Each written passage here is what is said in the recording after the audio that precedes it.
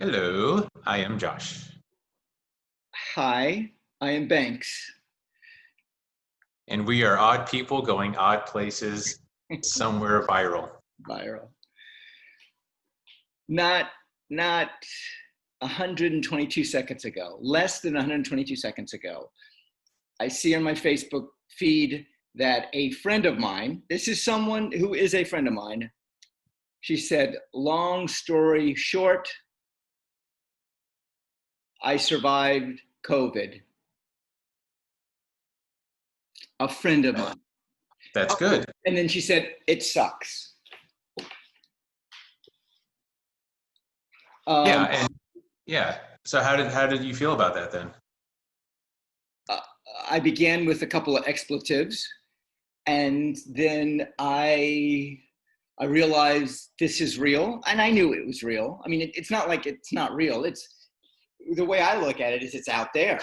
You know, Yeah, I'm I'm insulated with my property, country. I go out very little. I really try to control it.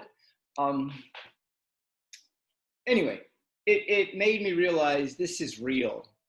yeah, It made me realize this sucks for her. For her, it sucks. It made me realize that how come we can't get our act together? And I mean Americans, how uh, come we can't is get it together? your reaction to me is very fascinating about this. Why?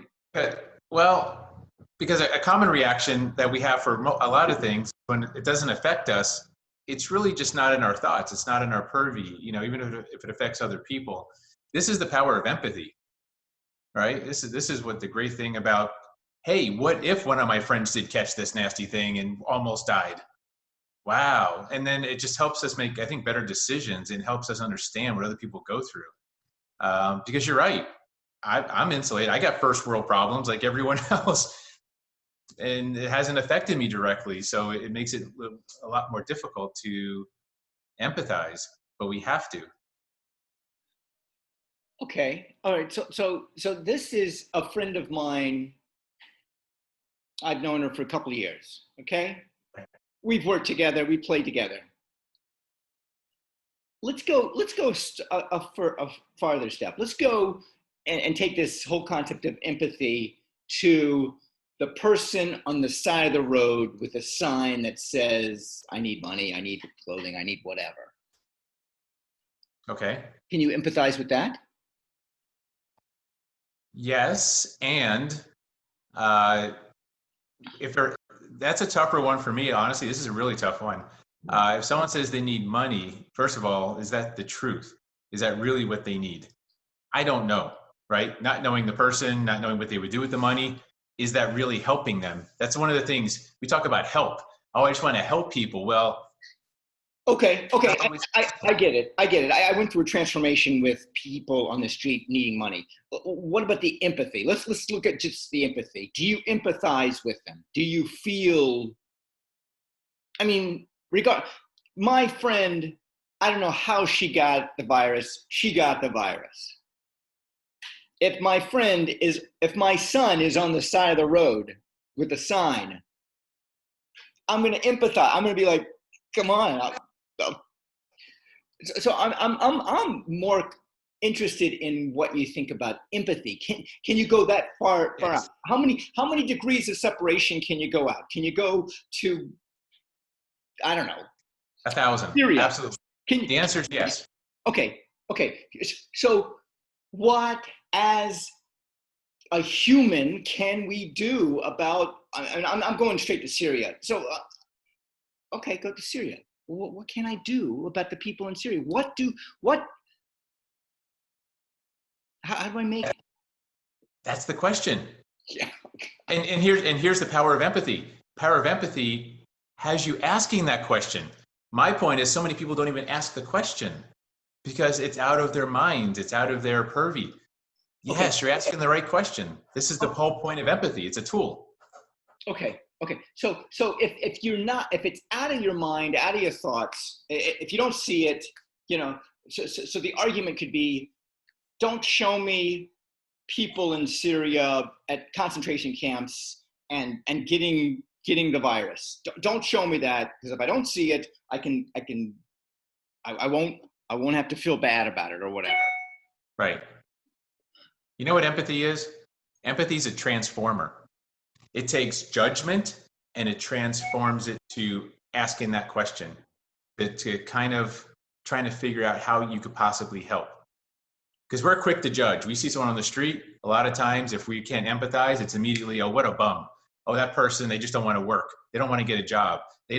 Right? Or someone with COVID, I don't want to wear a mask. It's my constitutional right not to wear a mask. I don't care about these other people. And then it hits home. And then all of a sudden you're like, oh, yeah, okay, now it's different. But it shouldn't have been. With a little bit of empathy, we could have transformed that judgment into something more productive. Okay. So empathy transforms us. I see. So you're saying that the seed is empathy. Once you ask that question, oh my God, I feel for her. She has it. Oh my gosh, she got through it. She survived. It sucks, for her. I mean, for her, it sucks. I felt it. I read it. I was there. I felt it. I saw her face. Yeah. It puts us right in the middle of it. It connects us emotionally with the person going through it, such that we now naturally want to help. And we start asking the question, how can I help? Yeah. That's the first step. If you don't ask the question, you're never going to get the answer. Yeah. So how can we help? I mean, the people in Syria or your friend? Let's start here. Let's start here. I mean, we can wear masks. How freaking hard is it to wear a mask? Granted, they are cumbersome. They you know how people react? People reacting, they're reacting like we're asking them to kill their firstborn. That's their freaking reaction. Like, yeah. We're just asking you to wear a freaking mask. We're not asking you to kill your firstborn. We're not asking you to empty your bank account out. We're not asking you to spill hot coffee on. There was a post this morning by a friend who says, I'm distraught, I'm mad, I'm pissed off because the server at a local, not too far from where we used to meet, a server there asked me to put my mask on. And she didn't want to put her mask on to get her latte. She's healthy, middle-aged, not like sick or anything. And she talks to the waitress or the server and says, oh, but you're so young and healthy. Stop living in fear. Stop all this stuff. And I made the point. I said, well, what if she goes home, that waiter or the server goes home and takes care of an elderly grandmother? What about the other hundreds of people a day that server sees that she can also possibly pass on this nasty virus to? We don't think about that. We get so freaking spoiled in our ways. And I think the root of that is, don't tell me what to do. Josh, don't tell me what to do. I'm not telling you what to do. I'm just telling you, don't be an asshole. That's totally different.